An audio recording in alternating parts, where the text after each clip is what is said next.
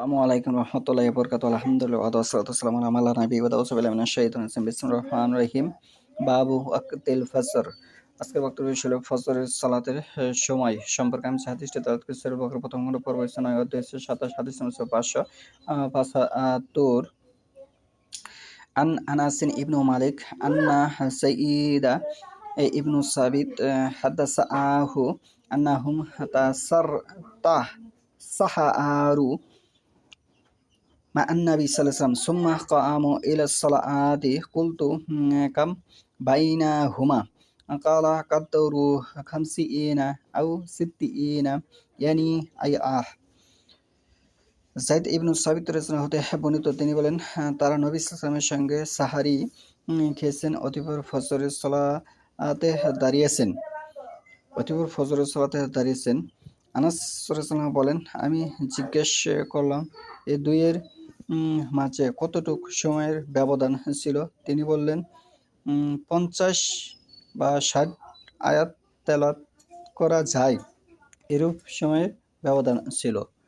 তাহলে ৫০ থেকে ৬০ আয়াত তেলাওয়াত করতে সর্বোচ্চ সময় লাগবে ১০ থেকে ২০ মিনিট।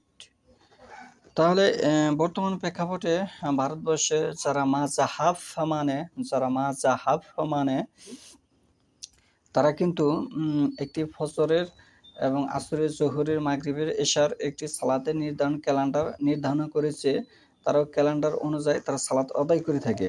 কিন্তু হাদিসে বলতেছে যে রাসূলুল্লাহ সাল্লাল্লাহু আলাইহি ওয়াসাল্লামের সঙ্গে তারা সাহারি খেয়েছেন, অতঃপর ফজরের সালাতে দাঁড়িয়েছেন। তাহলে বর্তমানে আমরা রমজান মাসে যেটি দেখতে পাই, মোটামুটি হাদিসের সাথে মোটামুটি মিল আছে। ১০০ থেকে ১০০ নয়, ১০০ থেকে ৬০% মিল আছে। কিন্তু যখন রমজান মাস চলে যায় তারপরে কিন্তু মানুষ ভিন্ন একটি সময় নির্ধারণ করে ফেলে।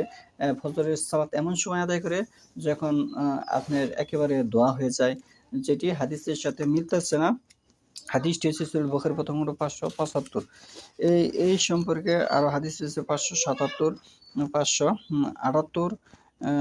আয়েশা রাদিয়াল্লাহু থেকে এভাবে এসেছে যে আয়েশা রাদিয়াল্লাহু হতে বর্ণিত তিনি বলেন মুসলিম মহিলাগণ সর্বাঙ্গ চাদরে ঢেকে আল্লাহ রাসূল সাল্লাল্লাহু আলাইহি ওয়াসাল্লামের সঙ্গে ফজরের জামাতে হাজির হতেন। অতঃপর সালাত আদায় করে তারা নিজ নিজ ঘরে ফিরে যেতেন। তাহলে কেউ তাদের চিনতে পারত না, এমন সময় তারা সালাত আদায় করত। তাহলে এই হাদিস দ্বারা স্পষ্ট দলিল প্রমাণ বহন করে যে